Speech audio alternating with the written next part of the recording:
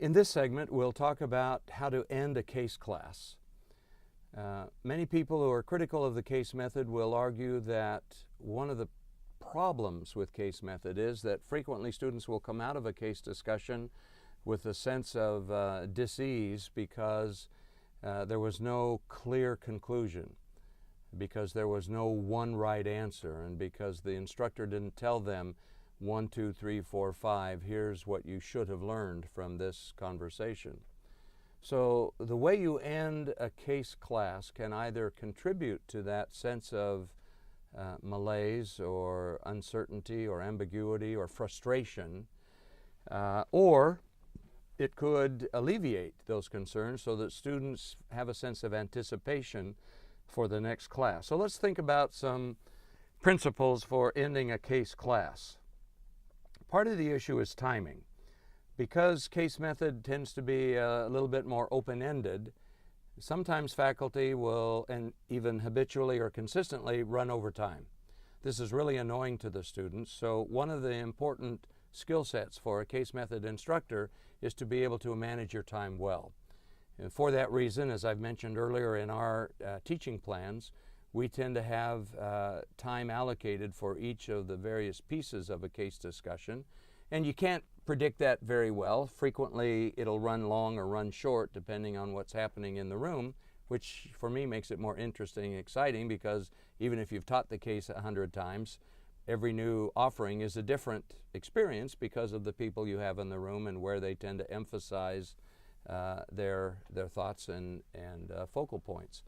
So managing timing is very important, and if you start your ending too late, then the class will run over, students will be unhappy, the bubble will be broken, and you'll have to make up ground next time. And some faculty do this habitually, as I have said. I think it's important to end on time, and therefore you have to think about in advance, when do I start my ending, and how do I manage that? One of the considerations will be, where is this particular case in a module? So in our earlier discussion about beginning with a highly complex case in a module and then going to simpler, more difficult, more difficult, more difficult, and then finally another very difficult case at the end of the module, you may want to have, say after the first class, no ending at all. Just leave them hanging. And that will contribute to the notion of, I need to learn more about this. After the low complex case, where you're introducing one or two ideas and then the slightly larger and the slightly larger ones, you may want to have a little bit of a conclusion, an ending to the case, to make sure that students got the particular concepts that you're introducing sequentially. In that regard, one of the questions is, who's going to do this ending? Who's going to do the wrap-up?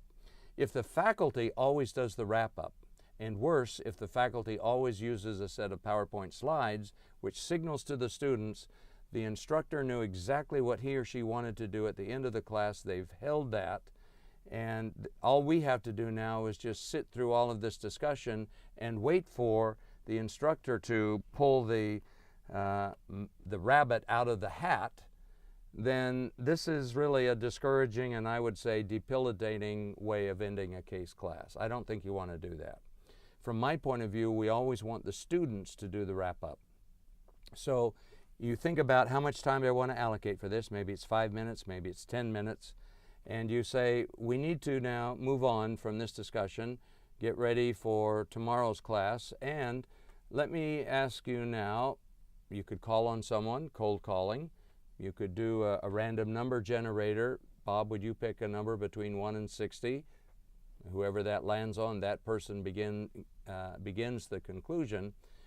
What are the major ideas that you think are important to take away from today's discussion?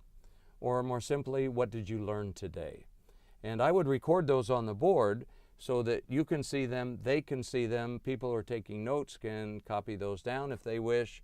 But for those who are visual learners, it's an opportunity for them to see, what are we trying to learn from this discussion.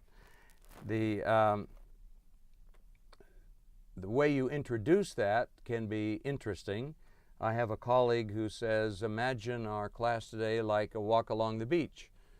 And as you're walking along the beach, interesting things wash up. You might decide to pick up a few. A bright and shiny seashell, a turtle, a piece of a shark fin, or whatever it might be. So let's imagine our class as a walk along the beach. What seashells did you pick up? I have another colleague who talks about a fox hunt. If this 90-minute session were a fox hunt, what foxes did you catch today?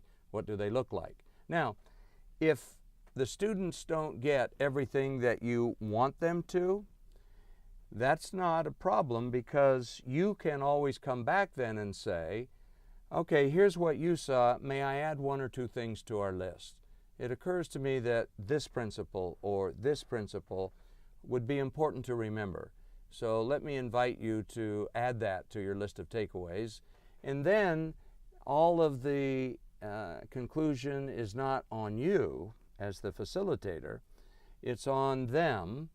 It reinforces the notion that it's your responsibility here, not mine. We're not covering material. We're trying to facilitate learning. And if you miss something, I'm there to catch you, to say, wait a minute, don't overlook this issue. This was a key part of our discussion. Yes, no?